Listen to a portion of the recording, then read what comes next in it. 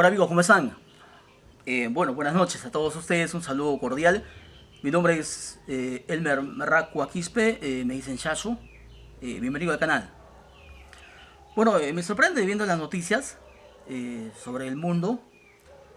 La BBC de Londres habla de Perú, acerca del coronavirus, que todo el mundo le está pasando mal, ¿no? Hay países que no están afrontando bien. Y hay un artículo que ha publicado la BBC de Londres, que el coronavirus dice sobre la economía y el gobierno de Perú en el país. Prepara el mayor plan de estímulo de América Latina contra el COVID-19. ¿Qué dice? Vamos a ir a darle lectura. Un plan sin precedentes para una crisis sin precedentes, dice, titula. El gobierno de Perú alista el mayor plan económico de América Latina hasta el momento para mitigar el impacto de la crisis del coronavirus que se vive en el mundo.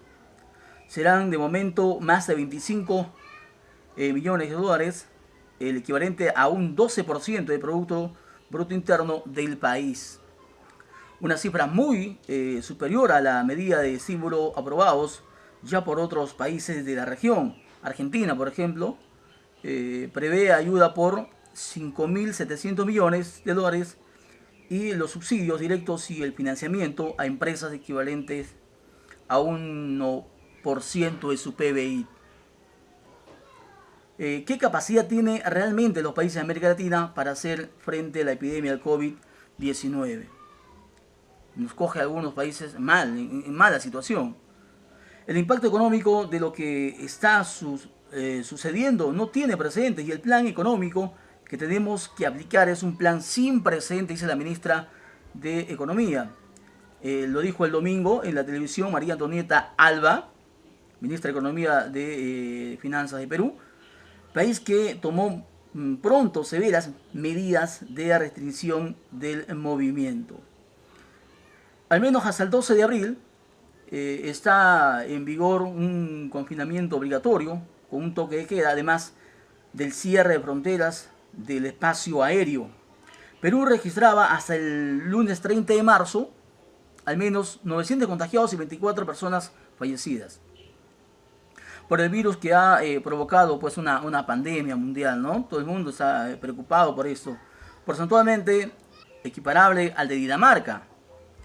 En la etapa de contención estimamos que vamos a gastar, dice, una primera fase, 30 millones de dólares, de soles, perdón, equivalente a 8.500 millones en dólares, anunció Alba el domingo. Habrá una segunda fase, reveló el presidente del Banco Central de Reserva, que consiste pues en un esquema de préstamo a las empresas con garantías, valorado en la misma cantidad. Se prevé otra etapa de reactivación en otros 8.500 millones, anunció la ministra. Tenemos que meter la mano al bolsillo del Tesoro Público para atender las necesidades de las familias vulnerables, había dicho la pasada semana el presidente del país, Martín Vizcarra. Había habido una reacción inmediata y grandes en lo sanitario y en lo económico. Destaca en conversación con la BBC Mundo Hugo Napo, investigador principal del Centro de Investigación GRADE. ¿Qué más dice? Pero más allá de las medidas sanitarias, ¿cómo es posible que Perú se pueda permitir un paquete de ayuda y estímulo que en términos de porcentaje del PBI es equiparable al de Dinamarca? Una deuda pública de los más bajos del continente que tiene Perú. Tenemos la espalda fiscal para tomar medidas audaces, dijo la ministra Alba, confiada en las finanzas de Perú.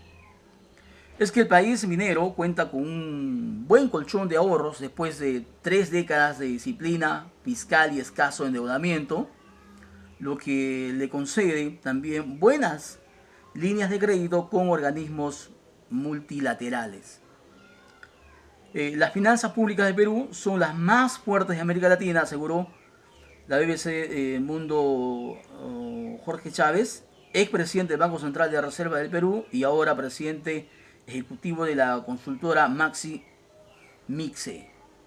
¿Qué más dice? A ver, Según la agencia Reuters, Perú tiene 68.044 millones de reservas en el Banco Central y una deuda pública de 27% del PBI, una de las más bajas de América Latina.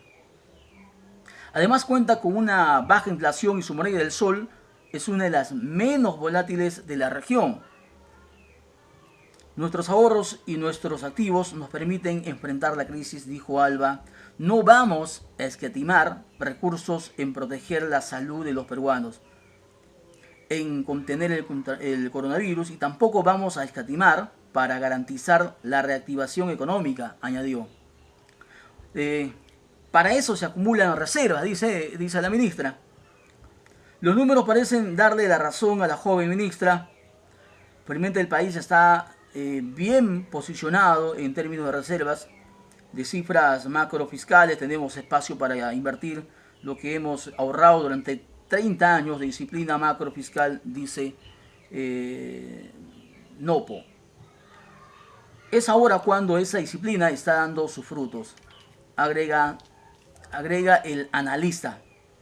Para eso se acumulan reservas, para que cuando haya una emergencia como esta, poder usarlas pues en esta, ¿no? Rafael Chávez, expresidente del Banco Central, Ñapo, destaca que el fantasma de la hiperinflación en el 90, que alcanzó más de un 7.00%, aún asusta a los peruanos. Y ese temor ha sido clave para que el gobierno, tras gobierno, haya mantenido una disciplina fiscal que es rara en las economías de América Latina. 30 años que el país está estable. A partir de 1990, todos se dieron cuenta que la estabilidad es el equilibrio fiscal, es algo inamovible, sagrado, dice Chávez, que presidía pues el Banco Central durante el proceso de reconstrucción y estabilización que comenzó en agosto del 90. A esa disciplina se sumó que Perú aprovechó la bonanza de la globalización, la globalización económica de las últimas décadas y el alza continua del precio de materias primas, su principal fuente de exportaciones, ¿no? Los factores que explican el fuerte crecimiento de la economía de Perú, pese a la grave crisis política que atraviesa también el país.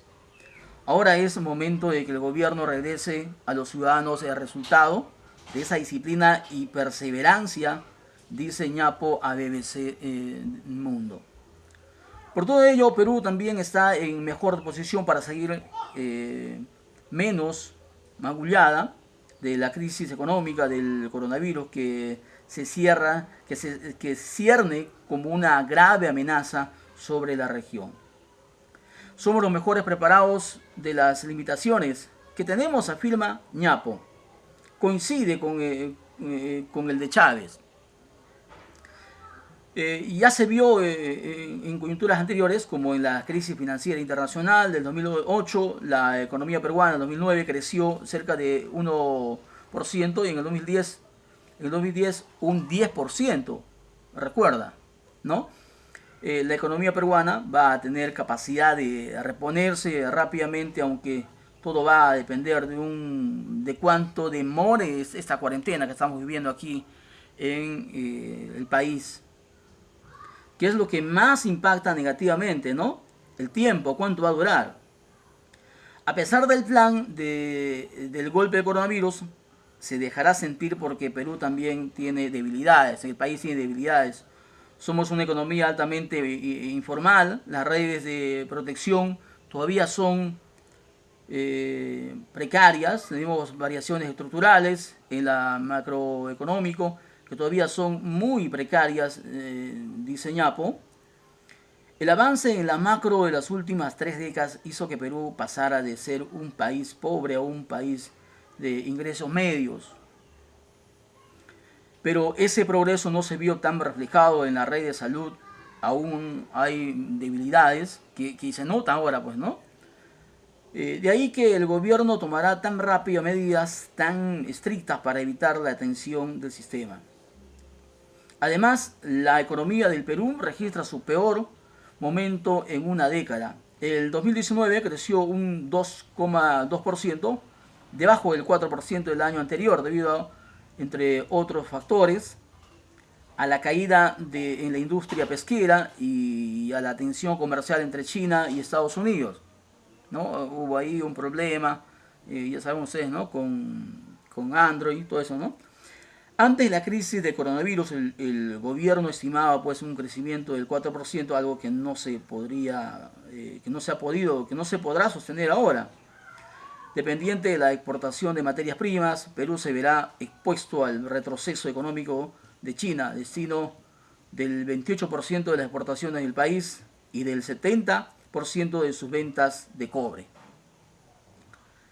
Ya en diciembre del año pasado, el presidente Vizcarra había reconocido que no cumpliría el objetivo de rebajar su déficit fiscal al 1% del PBI para el 2021 y aplazó la meta hasta el 2024. Pese a todo, cifras robustas para encarar este momento.